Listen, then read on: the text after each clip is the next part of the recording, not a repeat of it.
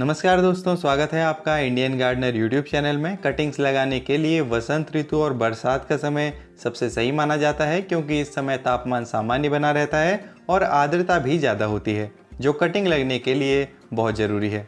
आज की वीडियो है ड्रेसीना के पौधे की कटिंग लगाने के बारे में। मैंने सड़क के किनारे से इस पौधे की कटिंग ली है।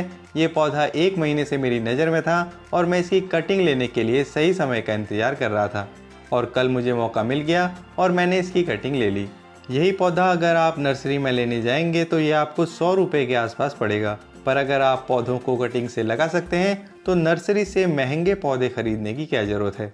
सड़कों के आसपास ऐसे कई सारे अच्छे पौधे होते हैं जिन्हें आप कटिंग से आसानी से लगा सकते हैं। अगर आपके घर के आसपास कोई पार्क है तो आप वहाँ से भी पौधों की कटिंग्स ले सकते हैं, या अगर आपके घर के आसपास कोई आर्मी कैंट एरिया है तो वहाँ भी कई तरह के पौधों की कटिंग्स आपको मिल जाएगी। कटिंग लगाने के लिए सबसे पहले पत्तियों को अलग कर लेते हैं। इस कटिंग की लंबाई लगभग 15 से 16 इंच है और इतनी बड़ी कटिंग लगाने की ज़रूरत नहीं है, इसलिए मैं इसको 4 बराबर भागों में बांट दूंगा, जिससे 4-4 इंच की 4 कटिंग मिल जाएंगी। मतलब अब हमारे पास ड्रेसीना की 4 कटिंग है। आप भी अगर किसी पौधे की कटिंग लगाते हैं तो सिर्फ एक कटिंग ना लगाएं, 3-4 कटिंग लगाएं, ताकि कम से कम एक कटिंग तो ज़रूर लग जाए।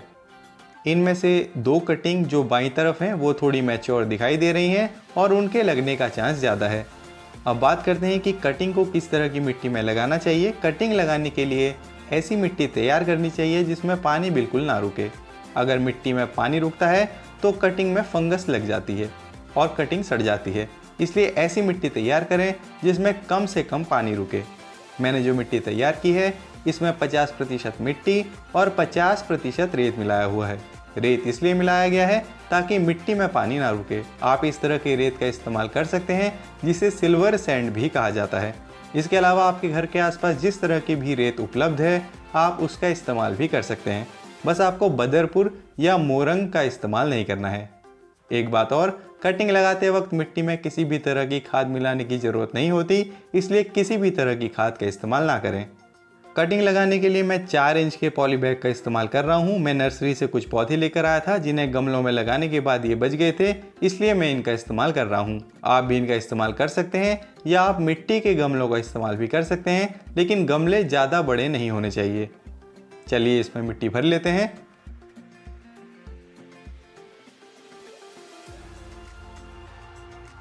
अब कटिंग्स लगाई जा सकती हैं। आमतौर पर पौधों की कटिंग्स लगाने के लिए कटिंग का कुछ भाग मिट्टी के अंदर दबाया जाता है और कुछ भाग मिट्टी के ऊपर होता है, लेकिन ड्रेसीना की कटिंग लगाने के लिए आपको ये नहीं करना है। जिस तरह से बीज मिट्टी के अंदर दबाए जाते हैं उसी तरह से ये कटिंग्स भी पूरी तरह से मिट्टी के अंदर दबानी है।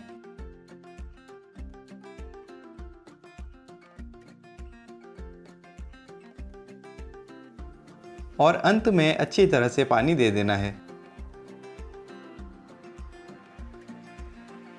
आप देख सकते हैं मिट्टी का ड्रेनेज कितना अच्छा है, पानी देते ही नीचे से निकल गया है। इसी तरह की मिट्टी आपको तैयार करनी है। अब इसे ऐसी छायादार जगह में रखना है जहां सूरज की सीधी धूप ना पड़े। अगर आपके पास कोई बड़ा गमला है तो उसमें आप इसे रख सकते हैं। गमले में लगे पेड़ की वजह से इसे छाया मिलती रहेगी और गमले की मिट्टी से इसे नमी मिलती रहेगी।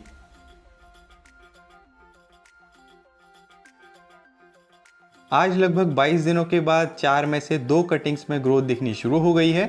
नई ग्रोथ शुरू होने का ये मतलब नहीं है कि कटिंग्स की रूट भी डेवलप हो गई हैं। एक कटिंग को प्रॉपर रूट सिस्टम डेवलप करने में कम से कम 50 से 60 दिनों का समय लगता है, इसलिए शुरुआत में पौधे में ग्रोथ कम दिखाई देती है, क्योंकि वो अपनी सारी एनर्जी का इस्तेमाल जड़ों को बनाने में करता है। 4 महीने तक ये पौधा इसी पॉली बैग में रहेगा। उसके बाद जब इसकी हाइट 8 से 10 इंच की हो जाएगी तब इसे 8 इंच के गमले में लगाया जाएगा। ड्रेसीना के पौधे को सीधी धूप पसंद नहीं होती, इसलिए इसे छायादार जगह में लगाया जा सकता है। ये पौधा बहुत अच्छा एयर प्यूरीफायर भी है और बेंजीन व फॉर्मेल्डिहाइड जैसी हानिकारक गैसों को सोखकर हवा को साफ करने का काम करता है। तो दोस्तों, आज की वीडियो थी ड्रेसीना के पौधे को कटिंग से लगाने के बारे में। आई होप इस वीडियो से आपको मदद मिलेगी और आप भी ड्रेसीना की कटिंग ज़रूर लगाएंगे। अगर इस वीडियो के बारे में आपके कुछ सुझाव या सवाल हो तो कमेंट करें। वीडियो अच्छी लगी है तो इसे लाइक करें और इसे अपने गार्डनिंग ग्रुप्स में शेयर करना ना भूलें। मिलेंगे अगली वीडियो में, तब तक के लिए नमस्कार।